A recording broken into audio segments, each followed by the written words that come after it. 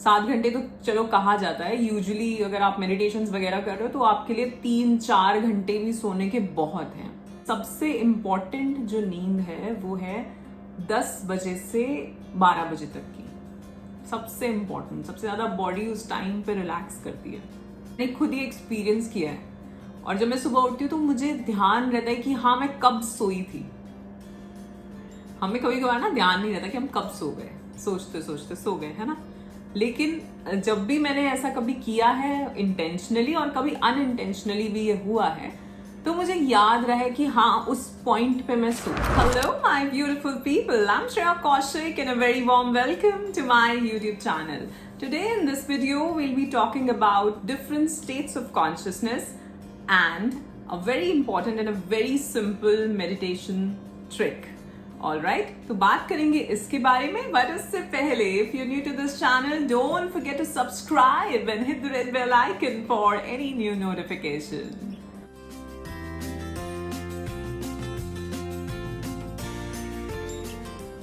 Thank you so much my soul family for showering all the love and support on this channel. बहुत सारे likes, बहुत सारे hearts और बहुत सारे अच्छे अच्छे प्यारे प्यारे messages.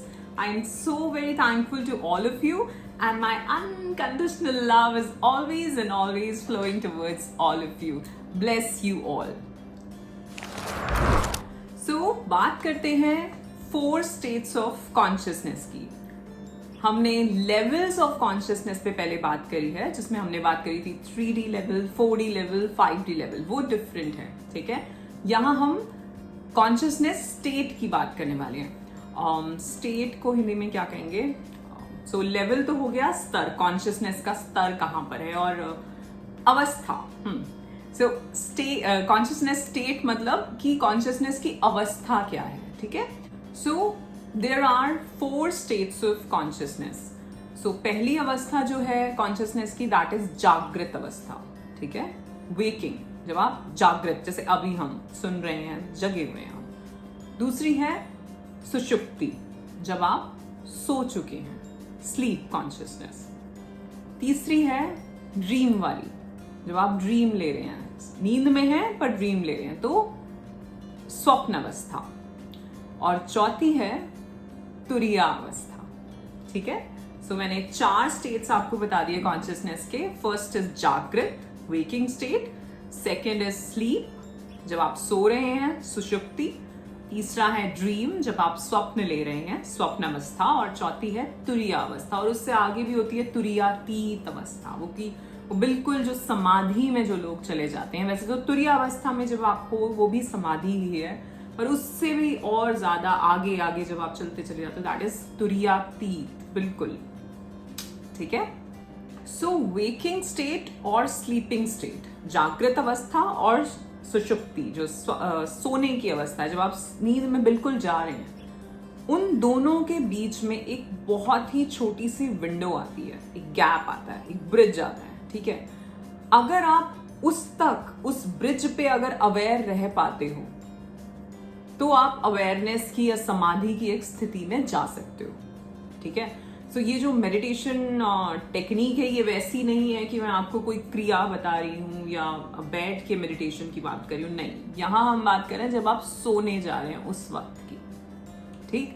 तो हमने 4 अवस्थाएं बता दी। अब हम बात कर रहे हैं जो 2 अवस्था, जागृत और सुषुप्ति, उसके बीच का जो गैप है, वो जो एक ब्रिज आता है, उस टाइम पे आपको अपनी कॉन्शियसनेस को पकड़ना है, ठीक है। देखो, सपोज आप सोने गए, आप लेटे हैं, बहुत देर तक हम कभी कभार फोन देखते रहते हैं, कभी कभार हम कुछ ना कुछ सोचते रहते हैं, मन है हमारा चलेगा, कुछ ना कुछ दिमाग में चल रहा है। लेकिन धीरे धीरे जैसे जैसे हमारा माइंड थकने लगता है, ठीक है, तो हमें वो नींद आनी शुरू हो जाती है। अब उस वक्त वो जो नींद जैसे आई, जब आप सो गए और यहाँ आप जागृत हैं, पर आपके मन से आप हट चुके हैं, यानी कि वो जो दिमाग में जो वो एक चल रहा था कि कुछ दिमाग में आ रहा था, कुछ सोच रहे थे, उससे हट चुके हो। उसके बीच का ही बहुत ही ऐसा छोटा सा गैप, एक विंडो होती है, एक विंडो खुलती है आपके लिए, जब आप अवेयर हो सकते हैं। और उसमें अवेयर रहते रहते अगर आप नींद में जाते हैं, तो आप कुछ एक अलग अवेयरनेस जो है उसको एक्सपीरियंस कर सकते हैं। ठीक है, कभी कभार क्या होता है ना कि हम सोते भी हैं पर जब हम जगते हैं तो हम बहुत ही उतना फ्रेश फील नहीं कर रहे होते। आप लोगों ने नोटिस किया होगा ये कि किसी दिन आप सो के उठोगे तो आपको बहुत फ्रेश फील होगा, और कभी आप सो के उठोगे तो आपको वो फ्रेश फील नहीं होता। क्यों? क्योंकि देखिए, जब हम सो रहे हैं उस वक्त सिर्फ एक हमारा एक बॉडी ही, हमारी जो फिजिकल बॉडी है वो ही सो रही है, लेकिन अंदर बहुत से प्रोसेसेस चल रहे हैं, चाहे वो हमारे डाइजेस्टिव सिस्टम में हो, चाहे हमारे जो जितने भी दूसरे सिस्टम्स बॉडी में हम जानते हैं, जो हमने पढ़े हैं, उन सभी में, सब में प्रोसेस चल रहा है। हमारे माइंड में भी, जैसे मैंने बताया था, एक वो एस्ट्रल ट्रेवल भी होती है उस टाइम पे। ठीक है, हम दूसरे लोकों में, पैरेलल रियलिटीज में भी हम जाते हैं। हमारी जो वो एक एथरिक कॉर्ड है जिससे हम कनेक्टेड रहते हैं, तो हमारी जो दूसरी बॉडीज हैं वो कहीं कहीं ट्रैवल करती हैं और हमारी फिजिकल बॉडी यहीं रहती है। ठीक है, कभी कभार सबकॉन्शियस, हमारे सबकॉन्शियस माइंड में जो मेमोरीज हैं उसकी वजह से भी हमें बहुत ड्रीम्स आते हैं। तो कभी नोटिस करना, जब भी आपको बहुत ज्यादा ड्रीम आ रहे होंगे, उस दिन आप जब सुबह उठोगे आप बिल्कुल फ्रेश फील नहीं करोगे।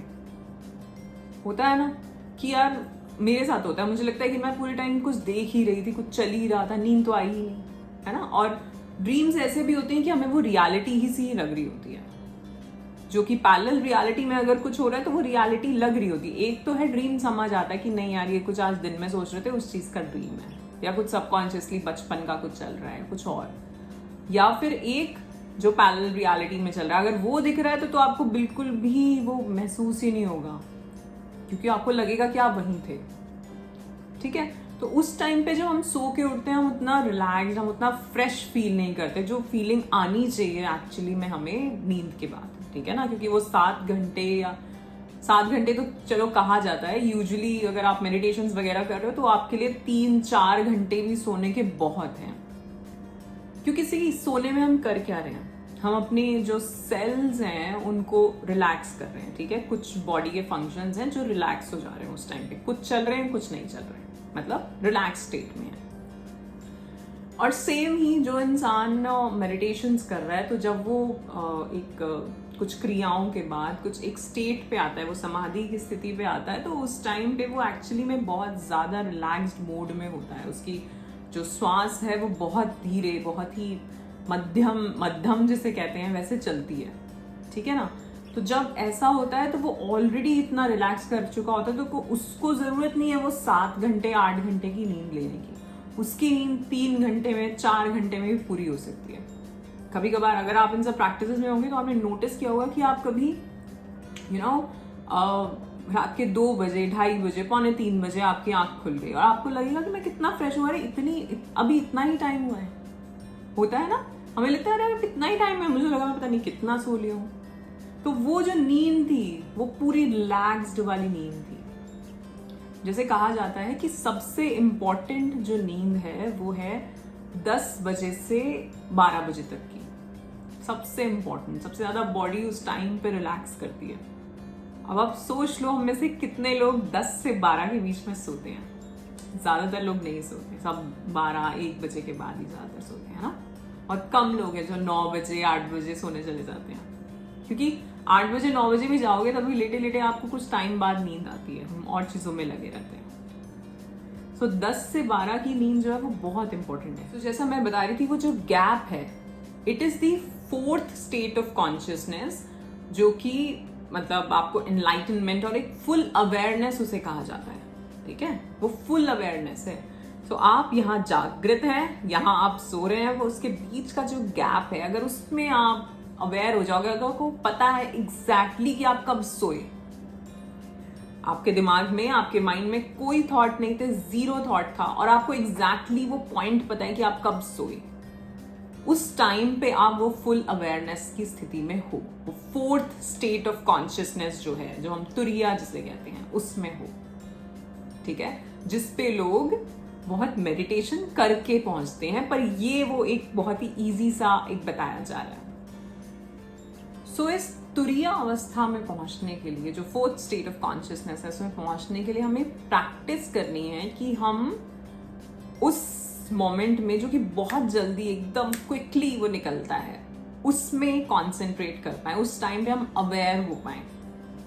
और होगा क्या, आप आज ही प्रैक्टिस करके देखना इसको सोने से पहले। आप सोच रहे होगे कि हाँ जब मैं सोने वाला हूँ पहले तो मुझे थॉट्स हटाने हैं और फिर मुझे इस स्टेट के जो बीच में एक वो पॉइंट आता है उस पर अवेयर रहना है।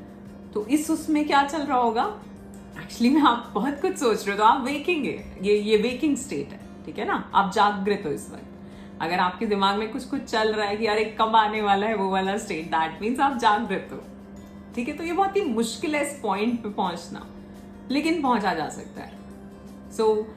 मैं रेकमेंड करूंगी कि आप जब भी ऐसा अगर सोचें इस प्रैक्टिस को करने का, तो आप क्या करें कि उससे पहले आप थोड़ी सी ब्रीदिंग करें। तो जब ब्रीदिंग करोगे तो धीरे धीरे आपके थॉट्स हटते रहेंगे, ठीक है। आप जागृत हो लेकिन आपके थॉट्स धीरे धीरे हटते रहेंगे।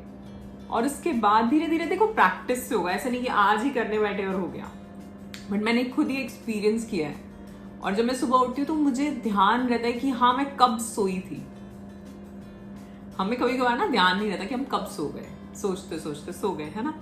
लेकिन जब भी मैंने ऐसा कभी किया है इंटेंशनली और कभी अनइंटेंशनली भी ये हुआ है, तो मुझे याद रहा है कि हाँ उस पॉइंट पे मैं सोई थी और उस पॉइंट पे कोई और थॉट भी नहीं था, ना वो जागृत अवस्था थी ना सुषुप्ति थी। उसके बीच का वो जो ब्रिज जो गैप है वो था।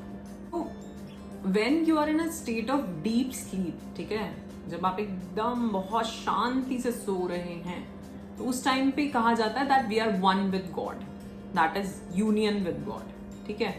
और जब आप ये जो गैप है इसको पकड़ पाते हैं, so that is the state of enlightenment. जब आप फुल्ली अवेयर होते हैं उस गैप में कि ना आप जागृत में हैं ना आप सोए हैं, लेकिन उसके बीच के उस गैप को पकड़ पाते हैं, that is the state of enlightenment, ठीक है।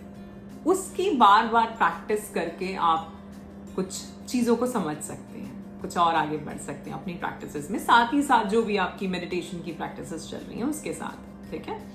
क्योंकि जब हम डीप स्लीप में होते हैं, जैसे मैंने कहा कि हम भगवान के साथ होते हैं उस वक्त, ठीक है, we are one with God. और उस टाइम पे जो हमारी सोल होती है वो बॉडी से फ्री हो जाती है उस टाइम पे, ठीक है। एंड दैट इज वाई हम इतना रिफ्रेशिंग फील करते हैं। जब बहुत डीप स्लीप आती है, हम सुबह उठते हैं, चाहे 6 घंटे की नींद हो चाहे 5 घंटे की नींद हो, लेकिन आप बहुत ही रिफ्रेशिंग फील करोगे, ठीक है। सो जब भी आप इन दो जो खिड़की जो मैंने बताई, जब भी आप इसके बीच में अवेयर रहने की कोशिश करोगे, उस टाइम पे आप अपने ओरिजिनल स्टेट में वापस लौट रहे हो, ठीक है। That is the state of enlightenment, जो कि हम हैं। हम कहते हैं ना कि तत्वमसि अहम ब्रह्मास्मि। तो उस टाइम पे आप उस स्टेट में चले जाते हो, ना हम जागृत हैं ना हम सो रहे हैं। सी, जागृत क्या है? जन्म।